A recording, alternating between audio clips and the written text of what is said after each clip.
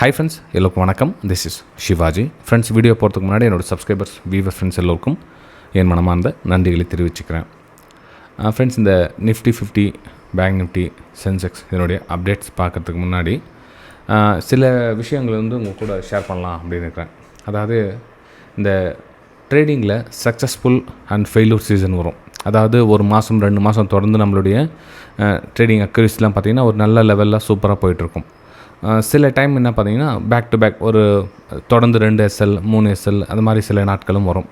அது எப்படின்னா அந்த ட்ரேடிங்கில் அப் ட்ரெண்ட் மாதிரி சில சின்னதாக டவுன் ட்ரெண்ட், திரும்ப அப் ட்ரெண்ட், திரும்ப டவுன் ட்ரெண்ட் இந்த மாதிரி வர சொல்லும். இந்த ட்ரேடிங்கில் கூட சில மாதங்கள் பார்த்திங்கன்னா ஒரு 3-4 மாதம் நல்லா ஸ்மூத்தாக பாசிட்டிவாக போய்ட்டுருக்கும். சில வாரங்கள் அல்லது சில மாதங்கள் பார்த்திங்கன்னா அவங்களுடைய அக்யூரசி லெவலும் கொஞ்சம் கம்மியாக இருக்கும். திரும்ப அவங்களுடைய ஸ்ட்ராட்டஜி நல்லா வேலை செய்யும். திரும்ப அந்த ஸ்ட்ராட்டஜி சில மாதங்களுக்கு வேலை செய்யாது. இது காமன் ஃப்ரெண்ட்ஸ். இங்கே மிஸ்டேக்ஸை அது புரிஞ்சிக்க மாட்டுறாங்க நிறைய பேர். எப்படின்னா அவங்களுக்கு அக்யூரசி லெவல் தான் கண்டினியூவாக பாஸ் இந்த மாதிரி போயிட்டுருக்காங்க. அவங்களுடைய ஃபெயிலூர் ட்ராடவுன் ஃபேஸ் வரவே கூடாது அப்படின்னு நினைக்கிறாங்க. கண்டிப்பாக கிடையாது. ட்ராடவுன் ஃபேஸ் உண்டு. இந்த ஸ்ட்ராட்டஜிக்கும் நமக்கு ட்ராடவுன் ஃபேஸ் உண்டு. நம்மளுடைய அக்யூரசிக்கும் ட்ராடவுன் ஃபேஸ் உண்டு. ஓகே, ஏன்னா இன்றைக்கி ஒரு நல்ல எக்ஸாம்பிள் அது காமிக்கிறதுக்கு. ஏன்னா இன்றைக்கி பார்த்திங்கன்னா நம்மளுடைய SL ஹிட் ஆகிடுச்சு இன்றைக்கி. ஓகே, SL ஹிட் ஆனதுக்கு வருத்தப்படணுமா இல்லையா, அது அப்புறம் கதை.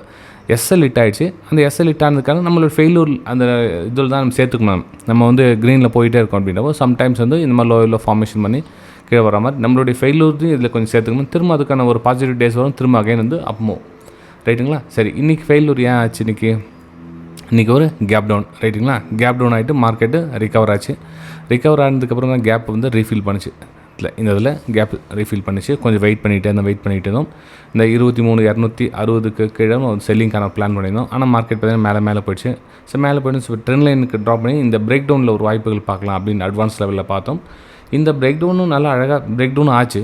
இந்த இதில் M பேட்டர்னும் க்ரியேட் ஆச்சு. எல்லாமே பர்ஃபெக்டாக இருந்துச்சு. இருந்தாலும் இந்த ப்ரைஸு ரிவர்ஸ் ஆகிட்டு மேலே போயிடுச்சு. இப்போ இந்த இடத்துல நம்ம SL கொடுக்க முடியாமல் போயிடுச்சு அப்படின்றப்போ வருத்தமாக இருக்கும். ஆனால் SL கொடுத்தவங்க ஒன்றும் பெரிய பிரச்சனை இல்லை. அந்த பெரிய SL ஒன்று நம்ம கண்ட்ரோலில் இருக்கிற இந்த சின்ன SL நம்ம லைஃப்பில் மேலே கொண்டு வரும். அதில் மாற்றுக்கிறதே கிடையாது ரைட்டுங்களா. சரி, இந்த செட்டப்பில் நம்ம தெரியாமல் எடுத்துகிட்டோமா சார், இது தவறாக ஒரு என்ட்ரி அப்படின்னா இல்லை ஃப்ரெண்ட்ஸ், கரெக்டான என்ட்ரி தான், ஒன்றும் தப்பு கிடையாது. ஏன்னா இது ப்ரைஸ் நல்லா ரிவர்ஸ் ஆகிருக்குது. பையர்ஸ் ஸ்ட்ராங்காக கொண்டு போன இடம். இந்த இடத்துல சப்போர்ட் நல்லா எடுத்துகிட்டு போயிட்டே இருந்தாங்க. இந்த சப்போர்ட் எடுத்துகிட்டு அகைன் இங்கேருந்து நம்ம கண்டினியூஷன் மேலே போயிட்டு இருந்தாலும் ஓகே, நம்ம அந்த ட்ராப்பில் மாட்டிருக்க மாட்டோம். எங்கே நம்ம ட்ராப்பில் மாட்டோம் அப்படின்னா இது கீழே கன்ஃபர்மேஷன் க்ளோசிங் கொடுத்தாங்க. இந்த நெட்லைன் தாண்டி கீழே க்ளோசிங் கொடுத்து இந்த ஏரியா பார்த்திங்கன்னா நல்ல ஒரு செல்லிங் ஏரியா தான். ஓகே, சப்போஸ் இந்த லெவலில் கீழே கட் பண்ணிவிட்டு இதுக்கப்புறம் நம்மளுடைய எக்ஸ்பெக்டேஷன் இந்த எக்ஸ்பெக்டேஷன் இருந்தது. ஆனால் இதுக்கு முன்னாடியே இந்த எக்ஸ்பெக்டேஷன் மூவ் ஆகினதில் நம்ம இந்த பாயிண்ட்டை மிஸ் பண்ணிட்டோம். சரி, அதே மாதிரி வாய்ஸ் மெசேஜ் உங்களுக்கு கொடுத்துருந்தேன். இந்த 23,260க்கு கீழே ஒரு டவுன் சைடுக்கான பிளான் பண்ணுங்கள். 23,380க்கு மேலே ஒரு அப்பர் சைடுக்கான ஒரு பிளான் பண்ணுங்கள் அப்படின்னு மென்ஷன் பண்ணியிருந்தேன். எத்தனை பேர் கவனிச்சிங்க அப்படின்னு தெரியல. நம்ம வாய்ஸ் மெசேஜும் கொடுத்துருக்கேன், பார்த்தீங்கன்னா தெரியும் ரைட்டுங்களா. சரி, ஓகே ஃப்ரெண்ட்ஸ், இப்போது இன்றைக்கி கதை ஓகே, இது முடிஞ்சு சார். நாளைக்கு என்ன சார் பிளான் பண்ணலாம் அப்படின்னு பார்த்தீங்கன்னா நாளைக்கு திரும்ப ஃப்ரெஷ்ஷாக அனாலிசிஸ் பண்ணலாம். இதெல்லாம் டெலிட் பண்ணிடலாம். டெலிட் பண்ணதுக்கப்புறம் பார்த்தீங்கன்னா இப்போ நமக்கு ஒரு சார்ட்டு கிளியராக தெரியணும். இப்போ மார்க்கெட்டு மேலே மூவ் ஆகிடுச்சு சார் இதில் அப்படின்னு கேட்டிங்கன்னா இன்னும் இல்லை ஃப்ரெண்ட்ஸ். மார்க்கெட் ஜஸ்ட்டு இந்த எக்ஸ்பைரி டேக்கு மேபி அதை கிளியர் பண்ணுறதுக்காக தூரம் போயிருக்கலாம். ஆனால் இன்னும் பாசிட்டிவ் அதாவது இது எப்படின்னா ரேலி அப் ட்ரெண்ட் கண்டினியூ ஆகிடுச்சுன்னா இல்லை. ஏன் சார் இல்லை அப்படின்னு சொல்லிங்கன்னா நமக்கு ஒரு லெக்கு இன்னொரு வேணும். அதாவது ஒரு ஹை க்ரியேட் பண்ணிச்சு ரைட். ஓகே, இந்த ஹை லோ க்ரியேட் பண்ணிச்சு. இந்த ப்ரைஸை கொஞ்சம் கொஞ்சமாக சஸ்டெண்ட் ஆகிட்டு ஒரு பிரேக் அவுட் கொடுத்தா அப்போ நீங்கள் ஒரு அப்பர் சைடுக்கான பிளான் பண்ணலாம். ஜஸ்ட் இதை உடைச்சா நம்ம அப்பர் சைடு பிளான் பண்ணோம் அப்படின்னா அது சேஃப் கிடையாது இந்த இடத்துல. ஏன்னா 210 பேக் டு பேக் பக்கத்துலேயே இருக்குது. ஸோ அது சேஃப் கிடையாது. இப்போ நமக்கு கீழே சப்போர்ட் லைன் ட்ராப் பண்ணி வச்சுக்கலாம். ஸோ இங்கே ஒரு சப்போர்ட் இருக்குது, இங்கே ஒரு சப்போர்ட் இருக்குது. இந்த சப்போர்ட் லைனை ட்ராப் பண்ணி வச்சுக்கோங்க.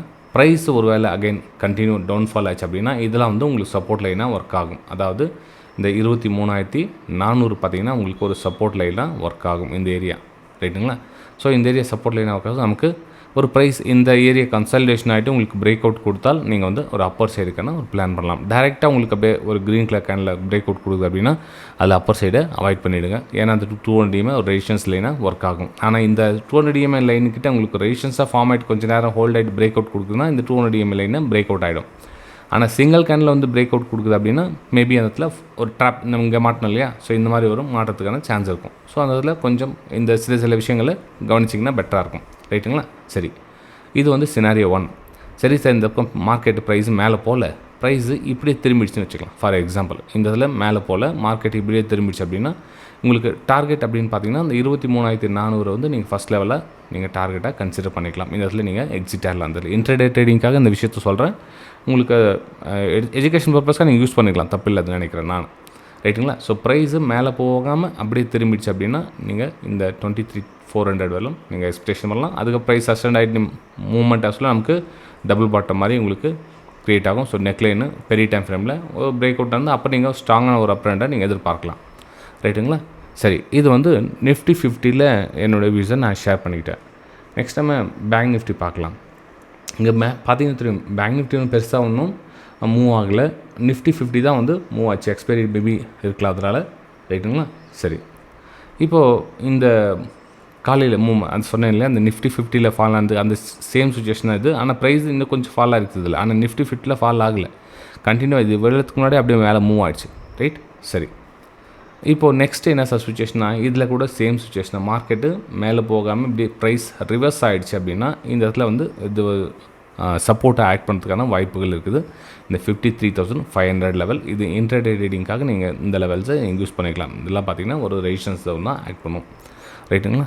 சரி, அப்போது அப்பர் சைட் அப்படின்னு பார்த்தீங்கன்னா சேம் அந்த நிஃப்டி 50ல் என்ன சொன்னால் ப்ரைஸு கொஞ்சம் கன்சாலிடேஷன் ஆகட்டும். கன்சாலிடேஷன் ஆகிட்டு பிரேக் அவுட் கொடுத்தால் நீங்கள் வந்து அந்த 200 EM லைட் வரலும் டார்கெட்டாக நீங்கள் எதிர்பார்க்கலாம்.